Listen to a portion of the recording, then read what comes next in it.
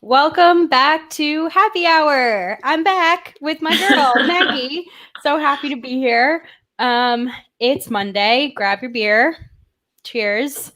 And we're here to talk about a lot happened this past weekend, I would say, in the football world.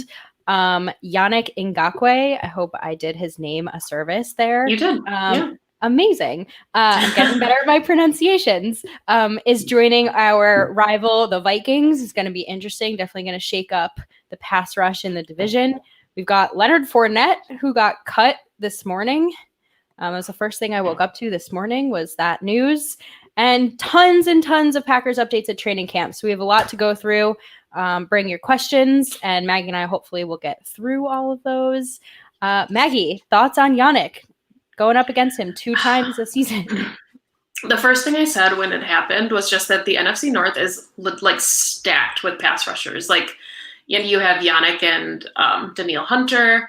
You have obviously Za'Darius and Preston Smith, Trey Flowers, Robert Quinn. To me was like the big signing in the NFC North until the Yannick signing. So that just, it's loaded, and the offensive lines have just got to be prepared for the entire season because there's a lot of talent there.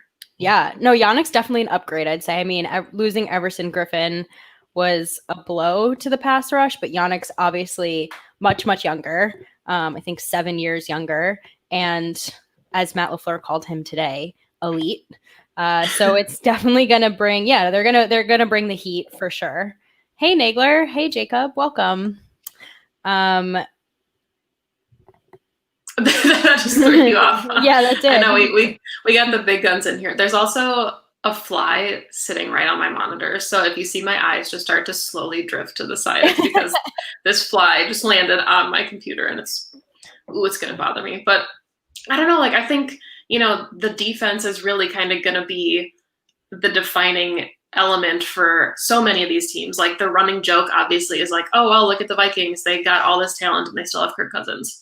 But I think we saw that Kirk Cousins can win football games. Like, I get the Kirk Cousins hate and that he's serviceable, but serviceable took Rex Grossman to a Super Bowl. So, I mean, like, there's just... Are you saying the Vikings are going to go to the Super Bowl? Absolutely not, Perri. Don't do that. I don't want that to be a soundbite now. No, I'm not saying that. I'm just saying that their defense is still getting better. Yeah. And, I mean, I think that that's what's happening with the Bears, too, who... I don't know if we're ready to talk about Leonard Fournette, but to me, the Bears make a lot of sense there. I was thinking the same thing. Yeah, I don't know. It seems like one of the best landing spots for him if they took out a claim on him. Yeah, I mean, I think with Yannick coming, it's like our offensive line for me has been a question mark a little bit. Not so much the left side, but I think the right side, and we definitely will get to this when we talk about Packers camp, but we're going to need to be stout. All 5 guys are going to have to be healthy and in cohesion to go up against the pass rush that we have. But I think my only concern, I think from a holistic standpoint, the Vikings have a very good defense. There's no 2 ways about that. I've loved what they've done this offseason, to be honest. I hate to say it, but I think their free agency and their draft was great. But like you said, they have Kirk Cousins. Their offensive line is also a question mark because we learned today that one of their starting offensive linemen is not reporting to camp, and their cornerbacks is, I don't know, a prayer. So there's definitely holes there, even though they added a really great edge rusher. Yeah. And I mean, I think that these first, maybe even the first month of camp, we're going to see a lot of the growing pains from not having preseason games. I mean, I know we joked all offseason with Pax, and she said that the cupboard is pretty bare for the Vikings, but in the draft, they did pick up corners, but they don't have game reps. So, the same way that we talk about the Packers having this cohesion, the entire franchise really benefited from Matt LaFleur going into his second year and not having to start over in kind of the pandemic year. And then, kind of keeping a lot of the same pieces both on defense and offense. You're not, like a Joe Burrow situation where you're trying to have a quarterback learn a new system. So I think that, pretty much all of the starters are solidified at this point, at least for week 1, from, kind of building on 2019. So I think that will give the Packers an advantage for at least a couple weeks before there's a lot of tape that everybody can figure out and kind of piece apart. Yeah, and Matt LaFleur has gone up against Yannick previously when he was with the Titans, so it's a player that he seems to be familiar with. I'm sure no matter what, you study the players on the opposing side, no matter what. But in his presser today, he talked about how he's gone up against him. He knows what he can bring. He knows how well he fits into that scheme. So I don't think it's going to be some like wild card that the Vikings pull out that Matt LaFleur can't find something to sort of stave off, but is going to potentially find a landing spot in Chicago. Any other teams that you think he fits well into? I mean, I'm trying to think of teams that are like backfield by committee. So I kind of thought the Patriots a little bit, they might take a waiver out on him, just kind of see what he's got. But they did just sign Miller. So, I don't know if they would cut someone else to make room for him, if it would just be backfield by committee. I saw the Colts is kind of a name that people were thinking about. I don't know. I mean, like, is it weird to think that the 49ers could do it just because they have such a backfield by committee that's loaded? And Leonard Fournette, it feels like, just needs to rejuvenate his career somewhere. And, going to a contender like the 49ers would be a pretty darn good place to rejuvenate your career. So it would. I mean, who knows? Maybe Bill O'Brien will pick him up because that's something Bill O'Brien would do. He will trade Deshaun Watson to the Jaguars, even though he's no longer with the Jaguars. Well, the Jaguars could have taken Deshaun Watson from the get-go. So, I don't know. It's just interesting to me. We talk about the running back market this coming next off season is going to be pretty fully loaded, and I think it's going to kind of diminish the value of each player. And so I think this is Leonard Fournette's last year on his rookie deal, so he would need a contract after this year anyway. So it's going to be a decision the team has to make whether they want to keep him just for the end of his rookie deal, potentially not re-sign him. He enters the market and he's another running back that's out on the market, or he lands with a team where they actually decide to extend him. That's kind of the question mark. Yeah, I mean, I think Todd Gurley is too different of a player, but I think that teams are going to take like a 1-year flyer on him. I'd be really surprised if he gets a nice deal or like a restructured contract. I think that somebody's going to use that last year to kind of decide, especially because you said the market is so good with Alvin Kamara, Aaron Jones, Dalvin Cook. Like, there's a lot of names that if they don't get re-signed, you will be able to upgrade your talent at the running back position. So unless Leonard Fournette kind of joins a team and like lights the world on fire, I think that this will definitely be like a prove-it year for him before entering. And I mean, it's really another audition for 32 teams, whether he stays with the team that picks him up or somebody else wants to give him a mega deal because he's impressed that much. Yeah, it's crazy to me. Like, he's taken 4th overall in the 2017 draft, which he's gone before his rookie contract's up. I mean, that's not a great look for the Jaguars, especially when, the Packers took Aaron Jones, same draft, in the 5th round? Yeah. So, and all of the players, I mean, I think you sent me actually the PFF list of the highest graded players, running backs from that draft class. And it's Christian McCaffrey, who's taken after Leonard Fournette, and then Aaron Jones, and then Alvin Kamara, all taken after Leonard Fournette. So not a great day for the running backs are valuable camp, I would say. Even guys like Kareem Hunt, who, started out with the Chiefs and now he's with the Browns, is a really solid compliment to Nick Chubb. So even if you're not like, the star of the show, I don't know if Big B's here yet, but Jamal Williams plays a really nice complementary role to Aaron Jones. So just kind of that same dynamic of, even if you're not like the franchise or the face, which Leonard Fournette was in Jacksonville, I think that's kind of going to be interesting too, to see if he's willing to go to a team that has that kind of backfield by committee, or if he would be like RB2, or if he's going to push to be like the star of the show. Because as we've seen, like as recently as with Le'Veon Bell, being the star doesn't always, hey, Big B, it doesn't always get you far. He doesn't seem to have the leverage to demand being RB1 anywhere. And I think it's becoming clearer that across the league, backfield by committee is the way teams are going anyway. It seems to be the way of the future, just for longevity purposes and saving the body of a running back and having versatile running backs like who are able to do different things. Like Matt LaFleur said so many times that all the guys in the room bring something uniquely versatile and different, and that just gives a team an edge. So I don't see a possibility or a world of possibilities where Leonard Fournette goes somewhere and is sort of the star of the show. I just don't think that's the way running backs are used anymore. Here's a question. Do you think that he gets picked up before the season starts, or do you think he becomes an immediate dial-up if somebody gets injured or has to go on the COVID list? Well, it sounds like there are some, how do you say, issues with his release, like disciplinary, discretionary issues that need to get worked out. So if those get worked out before the start of the season, potentially. But I do think he's going to be someone who just kind of sits on waivers and will get picked up when he's needed. Yeah, I agree. Also, can we talk about the fact that my husband is in the chat right now? I don't know how that makes me feel. I guess like supported and loved, but it's also kind of funny. Welcome, Mark. You can come just join the broadcast. Yeah, just like pull up a seat, bud. Are we double echoing in your house right now as you watch? Okay, so camp.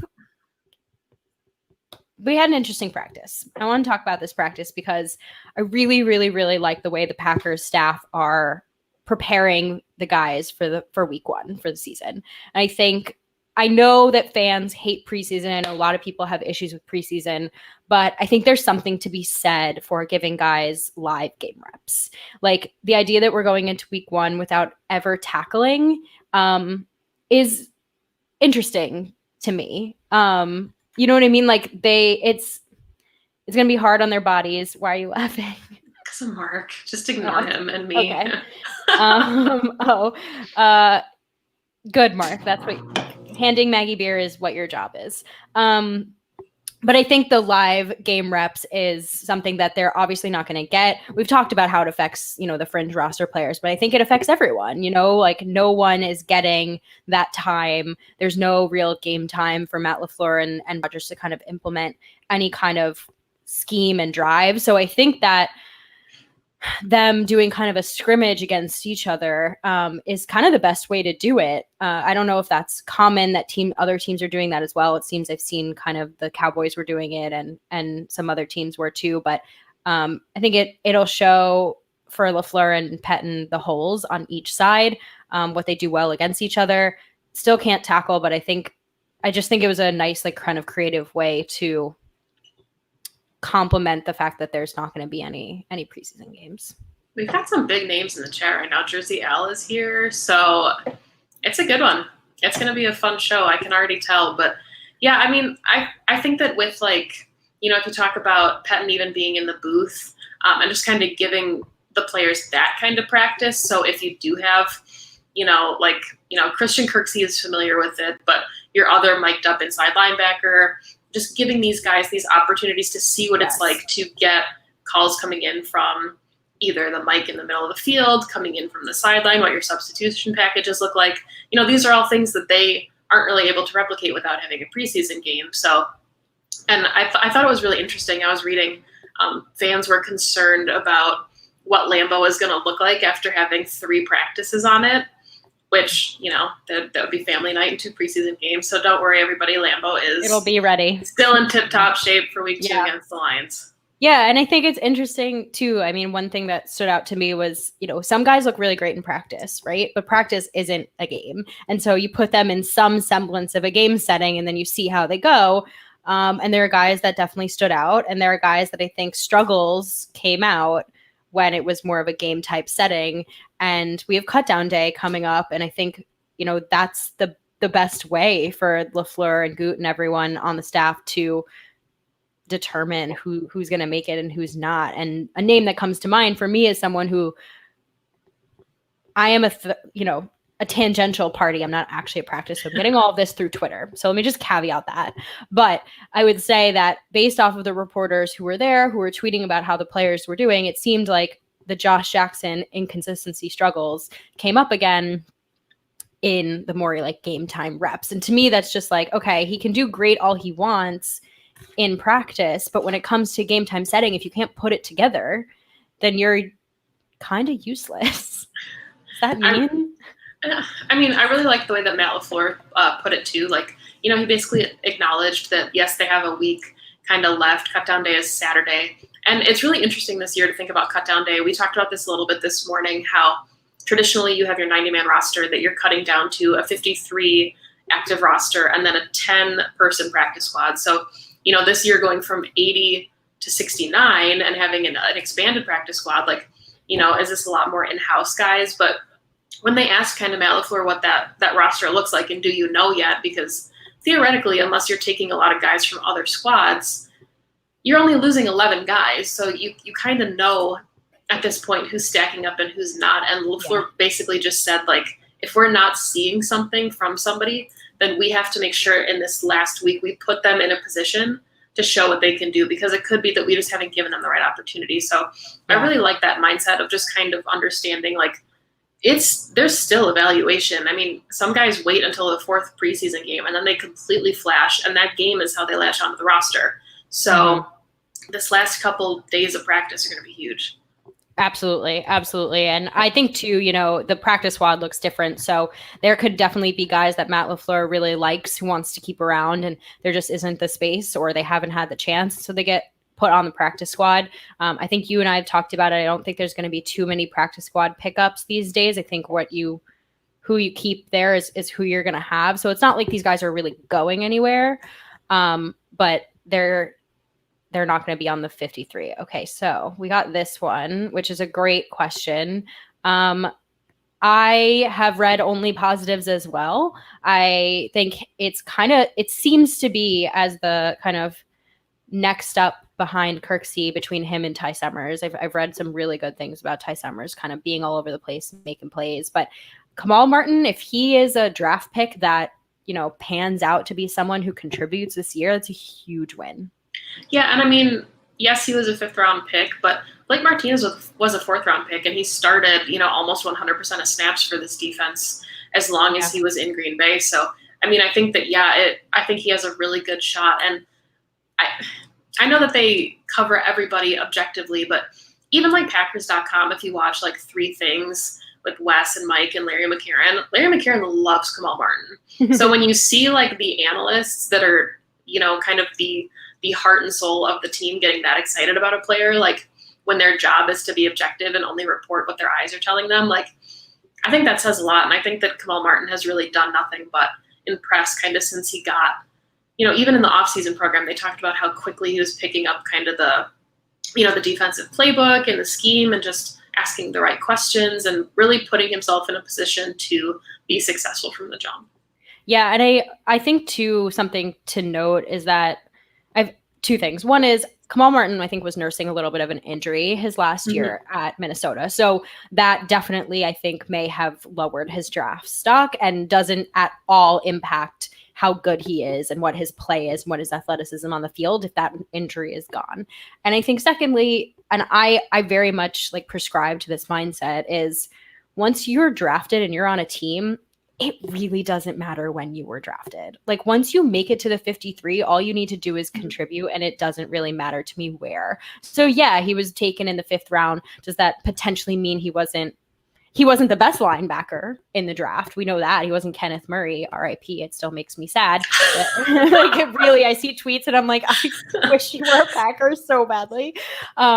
But if he's coming in and contributing, who cares? like where he was drafted. So Tom Grassi's here. I just need to put Tom Grassi's here. Welcome, Tom. Wow. All right, this one's for Maggie, obviously. You and I keep clicking at the same time. I'm gonna not touch it. I'll do the clicking. Okay? All right, there are 2 doors. On the left is BJ Raji. On the right is Z. Which door are you going There for? are 2 doors. Okay, so I have to clarify by saying that I'm going through the door with Darius Smith because I've already met BJ Raji. So that's cheating, but because I already got to meet BJ Raji and shake his hand and tell him that I love him, I'm going to go tell Z the same thing in the other door. Interesting. I think I'm going to go with Z as well. Yeah. I don't know. His hand is just here. I feel a certain affinity to him, But Tom, so happy to have you here. Thank you so much for joining. It's an honor to have Grassi Posse in the comments. Okay, this is a great one, Tyler. One player that you both think would not make it past waivers if the Packers tried to sneak them onto the practice squad. I'm kind of afraid you and I might have the same player, but I'll let you go first. You think, okay. I was going to say Tipa. Yeah. Mm-hmm. Because he's clearly playing well. And you and I talked about this. We literally just talked about him pre-show, which I think is why he's on the brain. But he looks great. And if we just happen to not keep 5 outside linebackers, he could be the man that gets put on the practice squad, but clearly has the tools to contribute on an NFL team. Okay, so then I'll flip it because I was thinking him for defense, but what about wide receivers? Because so far, everything that we've seen has been that pretty much everyone looks really good. Like, you have Lazard, who we know is making the roster. I think MVS and EQ are pretty much locked in at this point, but like Jake Kumro, Reggie Begelton, Darius Shepard, like all 3 of them have looked really good, and I think they're competing for what could be a final spot.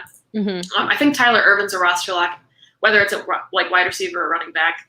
Sounds like it would be wide receiver at this point from what we've seen, but given that we are not allowed to know anything, I guess that's all speculative at this point. But yeah, he's a little Ty Montgomery hybrid kind of. He's going to switch to 88 once Evan Bayless is on the practice squad. But anyway, so yeah, I mean, do you think like, a Jake Kumro, even like, are there guys that now that you can have vets on the practice squad that you think the Packers would try and restash, or do you think that they're going to get picked up just for depth?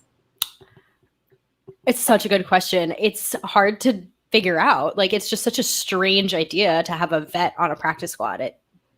But yeah, I think you nailed it with Jake Kumro. I think that's a perfect example of someone who could get put there. Obviously, he can contribute. He may not be high enough on the depth chart to put on the 53, but has the game reps and he can just, be with the squad and practice.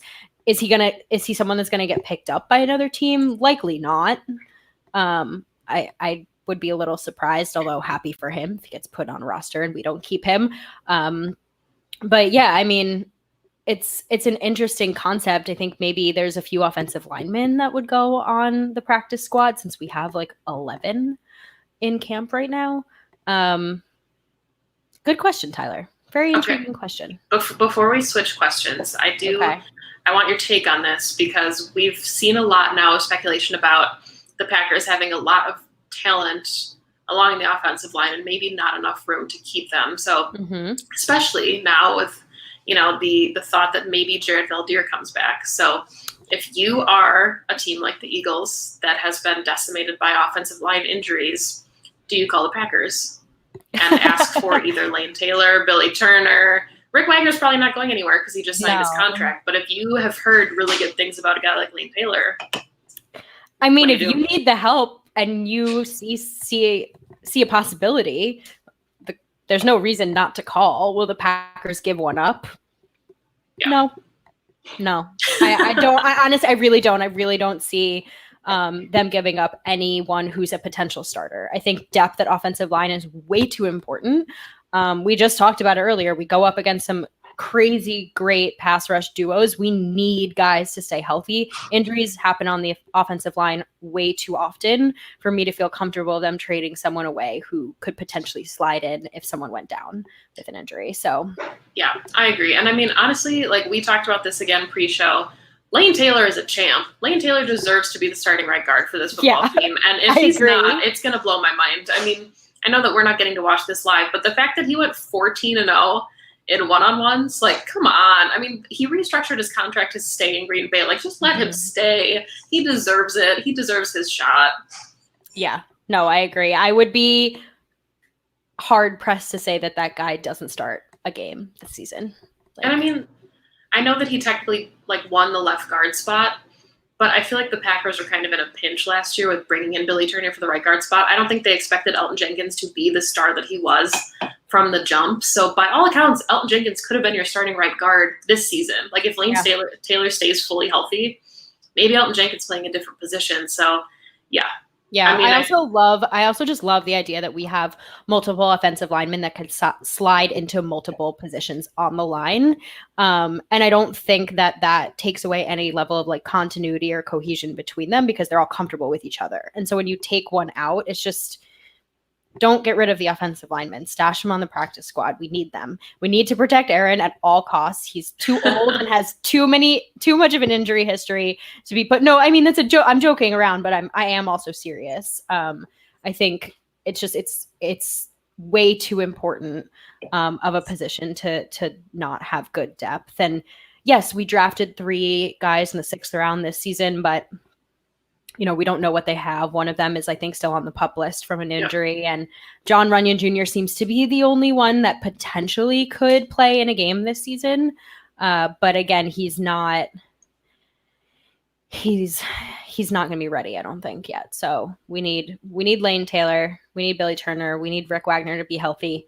We need, please, if I could send a prayer to any kind of higher being, it is to keep Dave Bakhtiari healthy. It's my prayer. I respect that. That's a good prayer. Thank you. Okay. Oh, here's another question. Facebook user. I wish we could see the names. I know. We got to figure out a way to do that. Maybe it's your dad. Maybe. What do you think opposing teams' offenses and defenses are going to prepare most for when facing the Packers? Oh, great question. If it is my dad, hey, Dad, thank you for painting the ceiling of my kitchen today. I really appreciate it. I don't know. Okay, so I think offenses,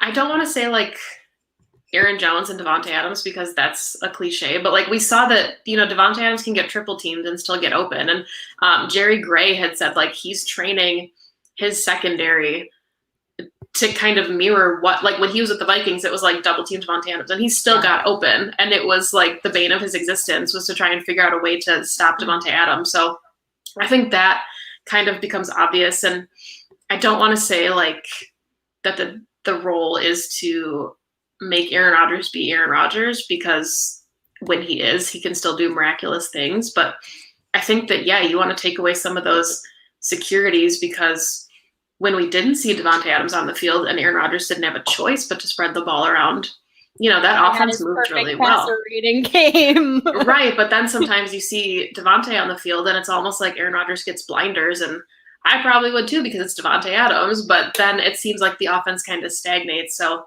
that would be my thing for offense. How about you before we flip to defense? Yeah, I mean, it's kind of an obvious answer is Devontae, but I think the run game, I think there's something about the run game this year that's going to be pretty deadly and pretty, I'm trying to think of the right word because we say versatile all the time, but I think the run game is going to bring a lot of surprises. I'll say that. I think, yes, we've seen that Aaron Jones is an incredible running back, but I think he's still developing his skills there. I think he's still going to go out. I can see Miranda's tail in your reflection of your BJ Raji jersey. I'm sorry. For anyone new, Miranda's Maggie's cat, and she's amazing. I was gonna say, I think that all four wide receivers bring a level of different skill sets, and I think Matt LaFleur is really going to use them. I think it's going to be a good amount of Aaron Jones as a pass catching back. I think AJ Dillon is going to get in there and just like pound the ground, and I think a lot of the play action is going to come off of their ability. So that's what I would plan for sure. I would plan to try to stop the Packers run game, which is just such a crazy thing to say. I know. Who would have thought? Who would have thought? Yeah. I mean, on defense, the obvious right now would be like run the ball down their throats until they tell you that they can stop it because, the NFC Championship game is kind of what's lingering in everyone's mind. And to be honest, like when I'm making my 53 right now and looking at kind of who I think will make the squad, there's a part of me that thinks we'll keep 5 outside linebackers and like 5 defensive linemen, which kind of goes against tradition. Normally it's like 6'4", even 7'4". Miranda from the fly. But I mean, normally like, but the way that we're going to use Darius Smith and Rashawn, oh my God. Hey, Mo. The way that these guys are going to kind of get moved around, I think that, maybe they keep like an extra guy in Jonathan Garvin, Tim Williams. Mm-hmm. Maybe they keep 5 instead of 4. And I think that will help kind of with that run game or with the run defense, especially, if we don't know like what's going on with Montravius Adams, whether he starts, like if he starts the season on injured reserve, that's kind of it for him for the season, like EQ. So, what about you? Oh, the pass rush. It's the pass rush. You gotta I said this morning on Pack-A-Day. if you have an average or a below average offensive line going against the Packers, you are not going to be able to move the ball. I'm sorry. You're just not. Like, the Smiths were dynamic last season, but you're adding in Kenny as double team king, Kenny Clark. Wow, new nickname for him. And and now Rashawn Gary, who, again, it's just training camp, so it's hard to, you want to see him apply it onto the field, but he just sounds like he is a completely different player going into the season. And even if he's just like 50% better than last season. So I've been rewatching the 2019 season, as I know you have as well. And he, I want to say one of the early games, because I've watched the first 3 games so far, had a punch the ball out, and Preston Smith had a fumble recovery, or the other way around.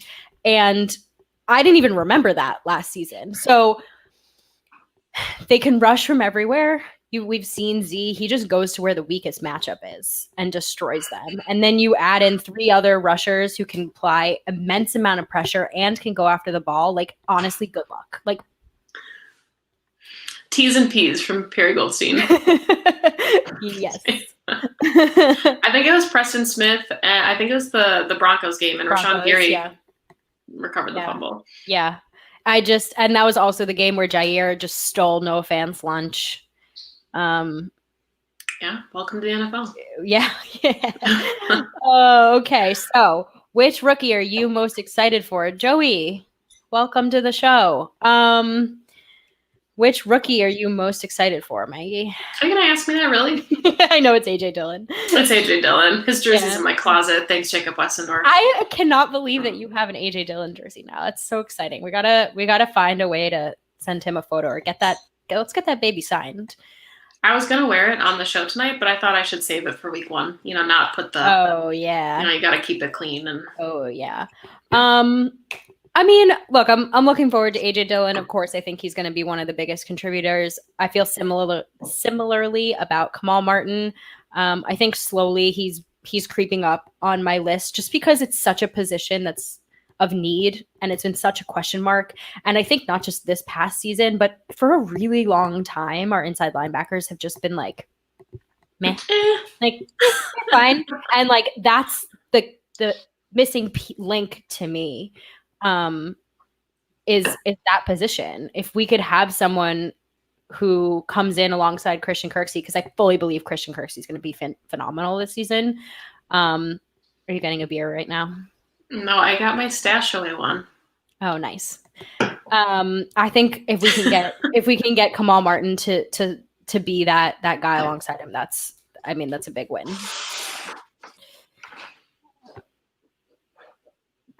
Okay. Are you I am. This is a very interesting one. Who would you use it on and why? Accelerate a player's development. Okay, hear me out. Okay. It's going to be Jordan Love. Not because I want him to replace Aaron Rodgers, but because I think right now there's a lot of uncertainty. Fans haven't gotten to see him with their own eyes during the preseason and kind of make their own assumptions. And we know that he's working on footwork and kind of throwing off balance and just a number of things that you would expect a rookie quarterback to have to learn. Mm-hmm. But if you can speed that up so that he is in the same caliber, even as like a Tim Boyle as a serviceable backup, I'm really curious. And like, if he can kind of set the foundation and then build off of a more developed foundation, there's a lot to like. Look out. I mean, then you got 15 more years. No, I think it's a great pick. This is, wow, really interesting question. I think I'm going to go with Jay Sternberger. And I think I'm choosing him because tight end, I think notoriously it takes a couple of years for them to really hit their stride. George Kittle and Travis Kelce, I think both broke out in their like third years. It took Zach Ertz till his second contract really with the Eagles to be like more of that household name guy. So I would love to get Jace in like year 3 or 4 of his development right now to give Aaron Rodgers that like potentially sort of Jermichael Finley level, like dynamic tight end that we think Jay Sternberger can be. Can I tell you who I thought you were going to pick? Sure. Jair Alexander, because he's already so good. And what if he just became like the lockdown corner of the NFL? Like Charles Woodson, like the GOAT.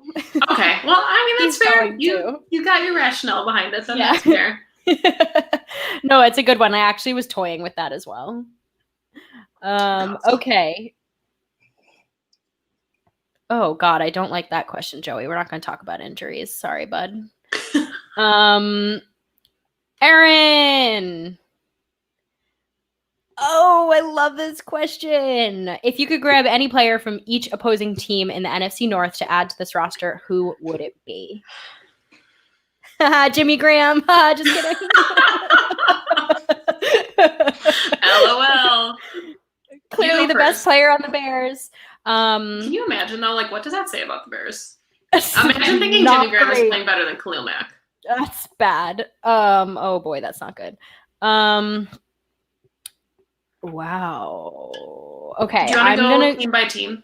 Should we do that? Yeah, let's go team by team. Vikings is the easiest one for me. I think I know who you're gonna say, but I mean, give me Justin Jefferson. I wanted him in the draft anyway. Like, give me Justin Jefferson. Yeah. You agree? Yeah. I thought you were gonna say Michael Pierce. Well, he opted out, so like. Okay. He doesn't count. Yeah.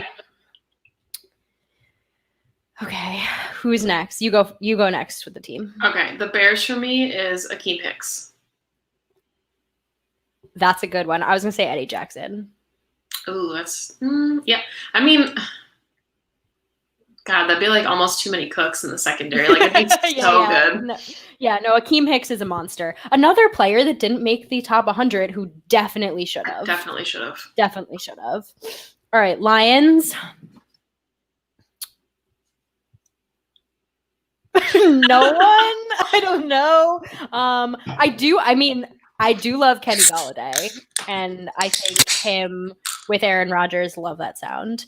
Kenny Golladay with Aaron Rodgers would be dope. I think Allen Robinson, but I mean, Allen Robinson could have, so like he doesn't count. But I think Kenny Golladay could be an interesting little dynamic wide receiver with Aaron Rodgers. He always does some fun stuff against us. Yeah, I don't know. I'm trying to think, like, maybe, I don't know, like Trey Flowers would be fun, like add to the pass rush, but Trey Flowers didn't have like the best season. I would say like normally like a Jamie Collins at inside linebacker, but you have Christian Kirksey and your young guys look really good. So I don't know. The Lions are hard, and I do think the Lions are going to be really good though. I have like, also been really saying good. I have really also good. Been saying this. I really think that. Okay, we say this a lot in the offseason with the Lions, and it really comes down to can Matt Patricia put it together. But I love what they've done in the offseason, and I think they have the tools. And Matt Stafford was on fire before he got hurt last season, like on pace for a record season.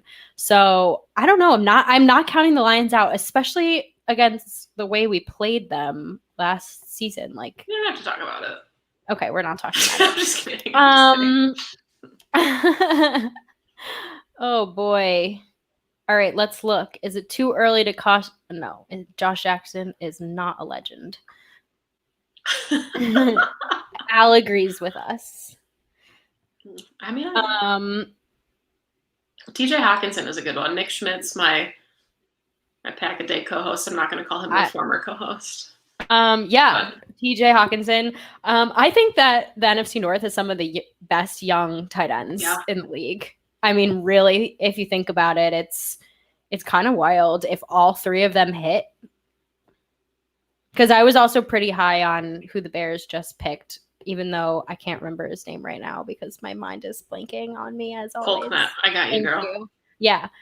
Hometown Chicagoan at Notre Dame. But I mean, imagine if him, Jace, and TJ Hawkinson become like top tight ends. Like that's wild.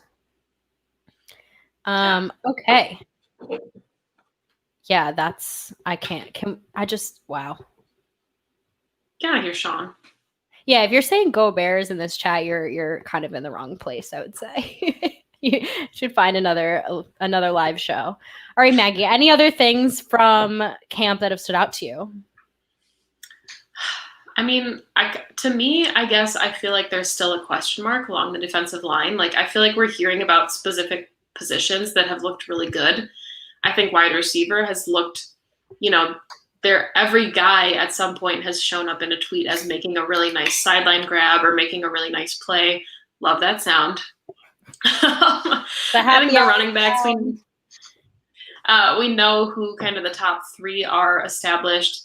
You and I talked about this a little bit pre-show. I'm really curious to see if John Lovett is the fourth running back / fullback. I think at this point he's my roster pick over Dexter Williams, which maybe sounds really weird, but not weird. Very possible. Okay.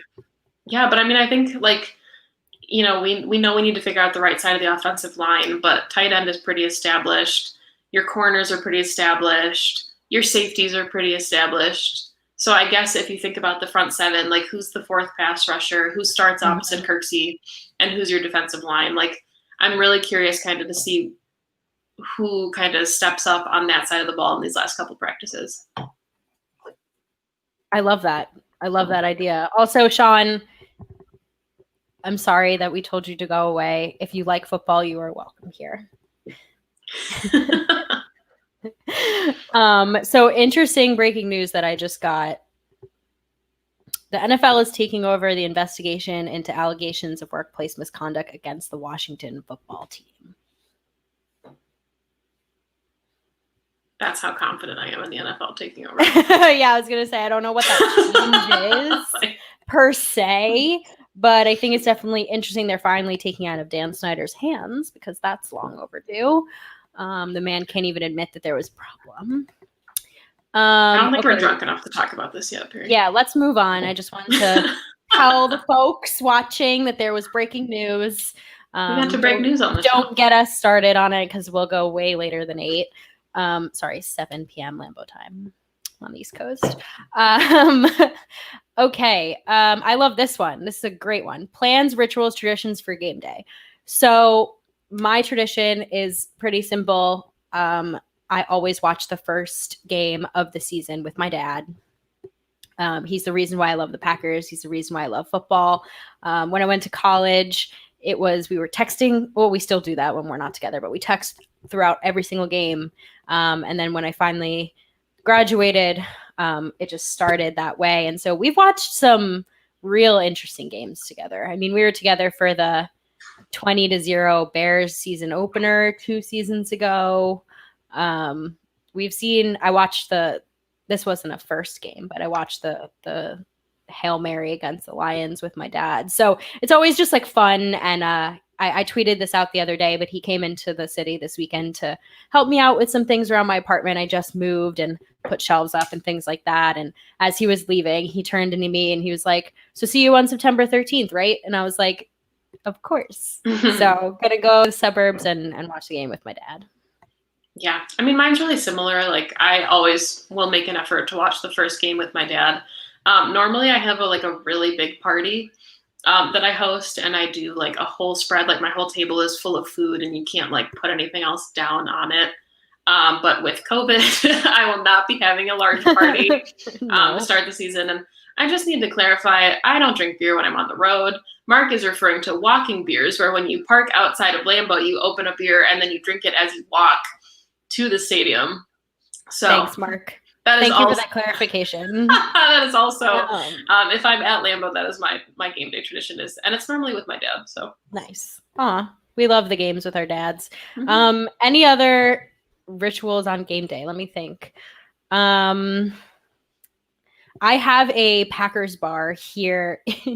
I have a Packers bar here in New York that I go to almost every Sunday. I think, unfortunately, I will not be attending because of COVID. Can't do anything indoors anymore. But I've been there I watched pretty much every single game last season there. I'd say more than half. They're my people.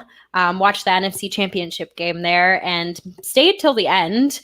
Yeah, I stayed till the Proud of end. you. It's because by the end of the season, I was very close, like the bartenders and all the regulars, and we all just kind of cried together. And I got many free shots. Like I want to say I did like 4 or 5 pickleback shots by the end of. I'm really proud of you. I cried on my walk home. So we'll just say that. Because so I was proud of so you. sad that like the season was over. Like it wasn't even that we lost. It was that we lost. And I just was like, there's no more Packers football for so long. Oh boy. But if you are ever in New York and you want to come watch a game at a bar, there's 3 really, really awesome Packers bars. One, my bar up on it's more uptown. It's called the Waylon, but there's also the Kettle of Fish, which is the most famous of the bars, and they are struggling right now because they're closed and they're not going to be able to reopen for the season. So have a GoFundMe. Aaron Nagler and I post it all the time. If you want to help keep a storied watering hole open for all our transplant Packer fans in New York, please donate. They've been open since the 70s. Really, really like OG. So sometimes we'll go there. I'd really love to do anything I can to help keep them open because there are a lot of Packers fans in New York, you know. Yeah, there are a lot of us. For playoff games or like big games, Kettle of Fish, like you got to get there hours early. There's like a line out the door. You can't get a table. Packers fans are everywhere. Can't relate. I'm from Wisconsin. I know. All right, this has to be my dad. So yes, Dad, Street Beer's the new house. You weren't here earlier. Thank you for painting my kitchen ceiling. Aw. All right. Yeah. One of my favorite things actually is when Packers fans from Wisconsin are in New York for the weekend. They come, they want to see a show, they want to see New York, and then they come to the bar. You have no idea how many times I've gone to the bar and I sit down and I'm like, oh, like chatting, and they're like, oh yeah, we're just in New York for the weekend. We're from Wisconsin. Like we just wanted to watch the game with other Packers fans. I'm like, Packers fans travel so well. Like you're on vacation and you're still prioritizing like watching the game. Is that going to be me in 2022? When you Am I going to come to New York? Yeah. Yeah. Duh. Oh, that's not what I meant to click. I'm so sorry.